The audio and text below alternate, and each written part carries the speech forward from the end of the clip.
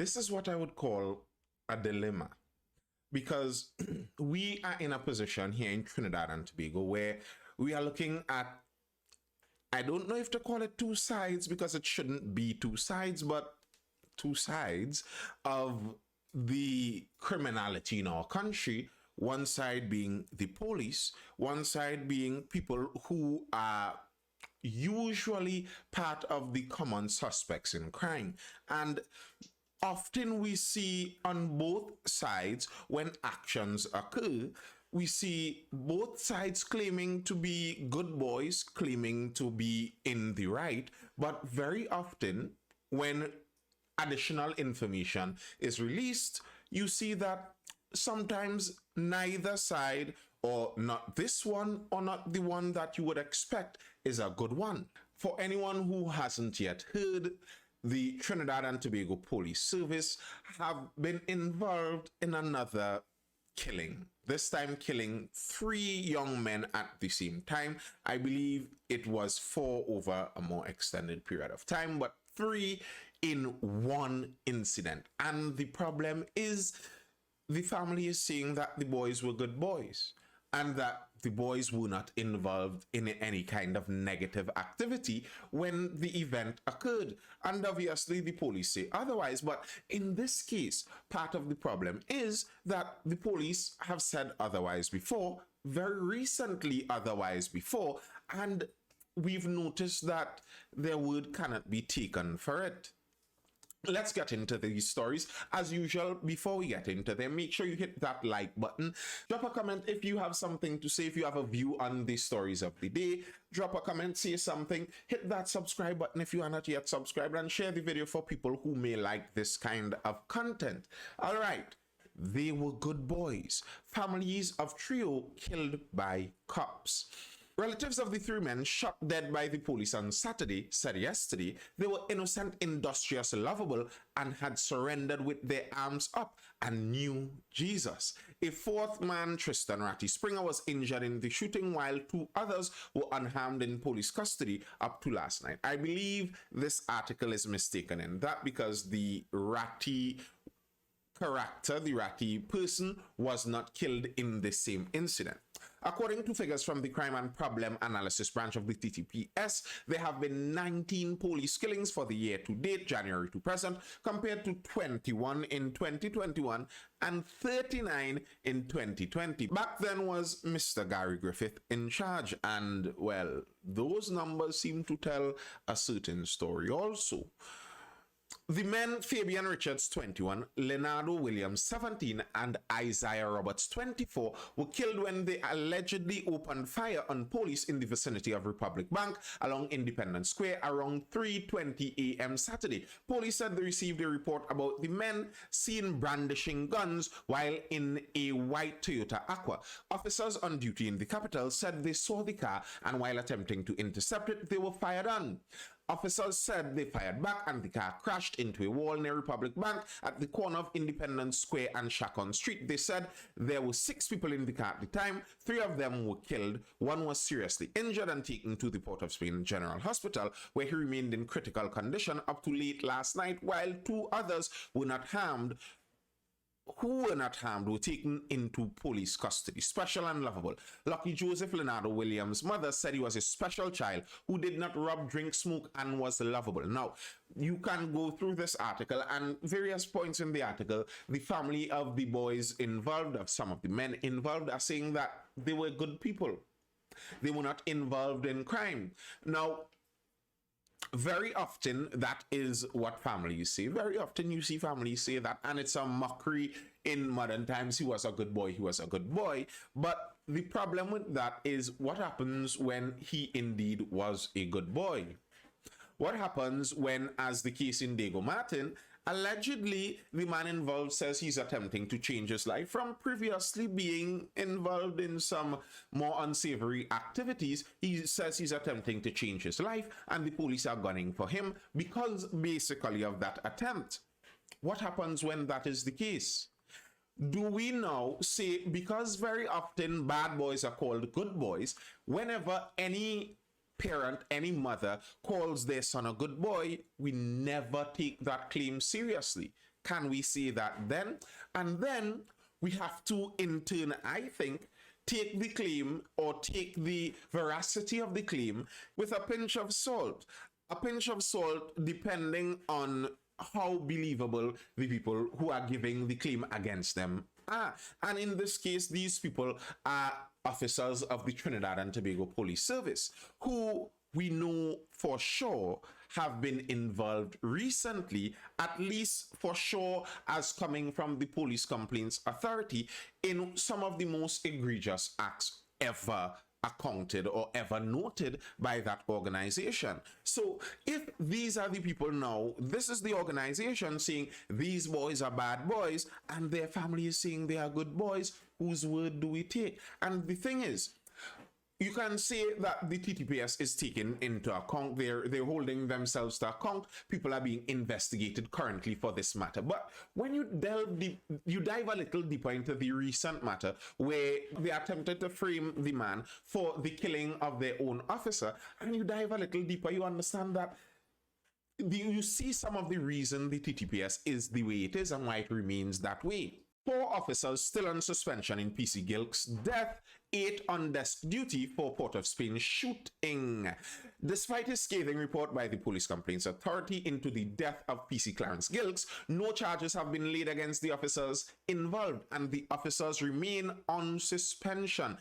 Mr. McDonald Jacob was speaking about this at a press conference, and he was identifying that, you know, the police investigation takes a bit longer than the Police Complaints Authority investigation, and it involves the investigator and the DPP. He is not directly involved, so he doesn't even know exactly where the investigation is, etc. And okay, fair enough. But something I noticed interestingly in this, beside the police that are suspended and those who are on desk duty, Guardian Media has also been informed that an assistant commissioner of police in charge of the division and at the time of the incident has been transferred, and a senior superintendent was sent on vacation days after the incident. When he returned, he was no longer assigned to the Western Division. And this is what you see so very often in the police service, that someone who is guilty of criminal act, if they were a regular citizen, is caught and transferred to another area with the same police power that they possessed in the previous area. And when you do things like that, you start to cultivate the appearance that some people get that the police is another gang. And that's a problem. I've said this very regularly. Trinidad has a gang problem. We have gangs that seem to run rampant, and a lot of the killings, especially those multiple homicides, are gang related, as the police would say. And that's a believable thing. You see the presence of gangs, you can tell they are around. And if the police just act like another gang in the fray, people know how other gangs work. They know how to deal with other gangs. And that would be a scary prospect if we start to see gangs treating police like another gang. Off-duty cop shot at, fake police kill man. Now, the first story is what I'm focusing on here. Police are investigating a report in which one of its officers was shot at early yesterday morning in San Juan. The incident took place around 4 a.m. at the home of a sergeant who is attached to the Trinidad and Tobago Police Service Western Division. The officer told investigators he had just parked his car in his garage when he observed a white Toyota Axio pulling up in front of his home. An assailant came out, fired several shots at him. Thankfully, the officer is fine. His car is riddled with bullets, though. And I have no idea about the reason for this. All I know is that this is a very bold act. Generally speaking, you don't see this kind of thing happening. This kind of thing is what you expect from regular gang warfare. And whether this is that or not, I don't know what is the reason for this. I cannot assume. But this kind of thing that feels and looks so scary in the country is what I think would actually become a regular occurrence if the TTPS continues down the line of seeming more of a gang than a service. Probably the appointment of the upcoming commissioner, whoever this new commissioner is going to be, might have some effect in attempting to change that. But I think that's one of the most key points here. Changing the outlook of our police from that kind of gang seeming look that some people have of them now into a service. The shooting of these young men, though, also triggered some fiery protests. Fiery protests from the East Port-of-Spain and environs regions. A region that has been known for a higher level of criminal activity, a region also that has a large number of people just living there because they were born there and that's their home. So at the same time, while yes, we do acknowledge the reality, at the same time we need to acknowledge the other side of the other side of that reality, that many people that are living there and criminals also. Fiery rage, residents in fiery protests over 3 police killings. Fiery scenes were witnessed in the capital city yesterday when angry residents of Port-of-Spain East, including Beetham Gardens, Sealots, and Duncan Street, set debris on fire and blocked roads as a direct response to the killing of 3 men on Saturday morning by police. And this is interesting. I know the quote many people speak about that is attributed to Martin Luther King. Riots are the voice of the unheard, and he was saying that as a warning to listen to people before it reached to that level. And I don't think he said that as a recommendation, because from the perspective of the rioter, I don't think you actually benefit. I think he said that from the perspective of a warning, from the perspective of the society, you must listen, otherwise you would lose out too.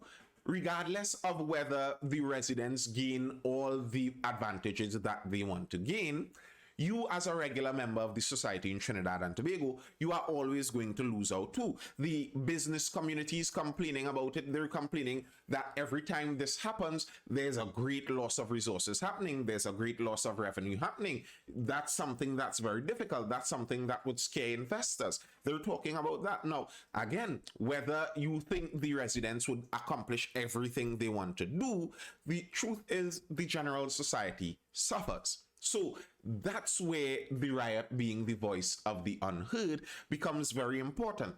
On the voice on the unheard side, if you are on the unheard side, very often you rioting hardly ever brings resolution to your plight. Most people in general view violence negatively, and the more violence you engage in, people tend to view your cause more and more negatively. Study after study has been done and proven this. It doesn't help you because it paints your community in a more negative light. But on the other hand, something to consider in this is very often when you start speaking in that voice of the unheard, someone captures that voice and uses that voice for their own interest, because police have noted this. They think that this has been organized by underworld figures, and okay, but you must admit something is interesting when you see Lavantil, Beetham, and Sealots all coordinating together to protest. With the protest beginning at 10:30 a.m. yesterday, police were forced to play a cat and mouse game with residents of Beetham Gardens and Sealots. This was how senior officer described the situation, as residents of both communities repeatedly attempted to block the roadway despite the presence of police. The protest began along the Beetham Highway, where residents attempted to place burning debris, which included of tires and mattresses onto the roadway. However, officers of the Emergency Response Patrol Unit who were stationed in the area reacted quickly and were able to contain the fires. While on this location, Beetham residents then moved to the priority bus route, where they once again attempted to block the roadway. This time, officers of the Interagency Task Force and the Besson Street Police Station responded and took up strategic positions along the bus route. However, while the police were now on those two locations, residents of Sealots came out and blocked the westbound lane of the highway in the vicinity of the walkover. Once again, burning tires and other debris were placed on the roadway to block traffic. The action here were more successful as police had no intelligence at the time that Riots residents would be joining the protests. Speaking with the Express on the scene, residents said they felt compelled to join the protest action because they believe the police used excessive force in Saturday's incident, which claimed the lives of 3 young men. Now, the residents have their reasoning there, but something like that is coordinated. And I think most people who have dealt with planning on any kind of scale at all would recognize that, generally speaking, coordinated things usually need coordination. So very often when you take these grand emotional actions, you see people who are more opportunistic are able to grab onto it. I think the Beetham residents have an extremely strong hand in where they are placed. Yes, they can hold the country to ransom, but what is the ransom that they are demanding to be paid? An investigation. But either way, whether you protested or not, the police were going to say the same thing, that they were going to do an investigation. Your protest doesn't cause the investigation to happen or not happen.